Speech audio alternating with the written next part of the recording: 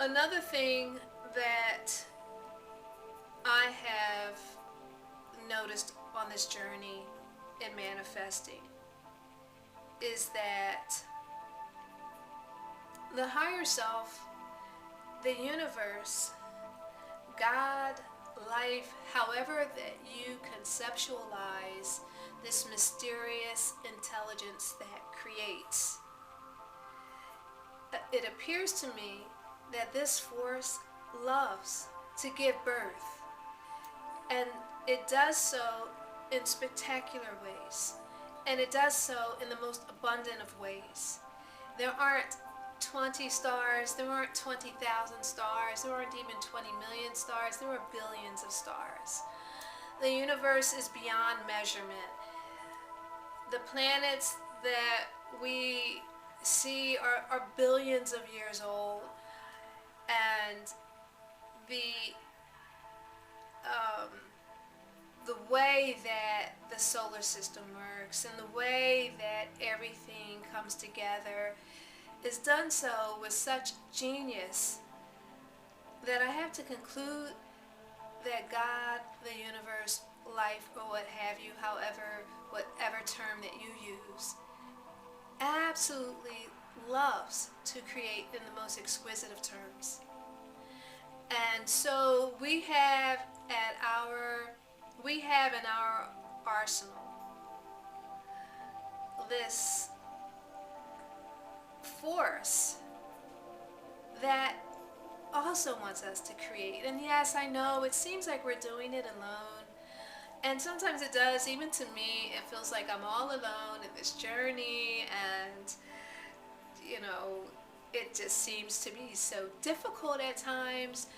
But when I go into my meditation after a particularly difficult time, I feel such reassurance and such power that I know this to be true for me. And even though I know it in that moment, and even though it may not be the reality that when I awaken from my meditation and then I go about the business of pursuing my goal again, I still may feel trepidation. I still may feel the challenge. I've incurred, or I have experienced this other aspect, this power that's behind me, that is at either side of me and that goes before me. I've experienced it enough times to know that I'm not doing this alone, despite what it appears. And so what I've concluded is that simply because I feel a certain way does not mean that that feeling is reality, which gives me such relief. Which gives me such relief.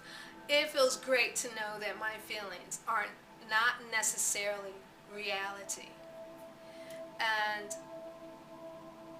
the last thing that I would say about bringing your spiritual resources on board with your endeavor to manifest your aspirations and your ambitions is that it seems to me that spirit is always endeavoring to transform itself into flesh. It is always intending to transform itself into matter. It is always endeavoring to take an idea and manifest itself on the material level.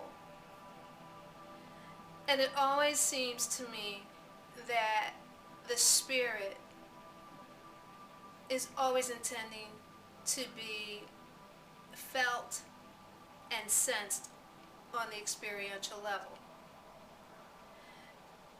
And so it is my belief and it is my theory that spirit is always endeavoring to become flesh, or to become material, or to become the experienced. And here we are as flesh, always wanting our ideas, which are unseen, and so I will equate that with spirit. We are always endeavoring to spiritualize our lives by emulating God, in the sense that we are creators and we want to be creators, and that we endeavor to be creators, and that if we are not creating, we are not happy people. And that is for certain. if we are not manifesting our ideas, if we are not having enough time to imagine a life that's better than what we are experiencing now, if we do not find that we have the hope or the faith to even think that our circumstances can change, we will always find ourselves miserable, depressed, and angry, because inside of us is, in my belief, this explosive, this magnificent spiritual potential that is always endeavoring to be expressed on the theater of the world. And so what I would like to say in conclusion is that even though it feels as though we are alone in wanting to create our ideas, it is actually the opposite. What do I mean by that? It is life, it is the creative principle, it is God itself that wants us to create. And that any ideas that we have actually do not stem and are not born from this human mind. They are actually inspirations. We don't know that they're inspirations because they occur within this little space between the two ears, right? And so to us it seems like it's us having this idea. But I would dare say that every inclination to create something that is beautiful, something that is spectacular, something that is incredibly intelligent, actually is spurred from a higher level. And in that sense, we are not doing this alone. We actually have resources that are omnipotent, that are all powerful, and that have absolute ability to create.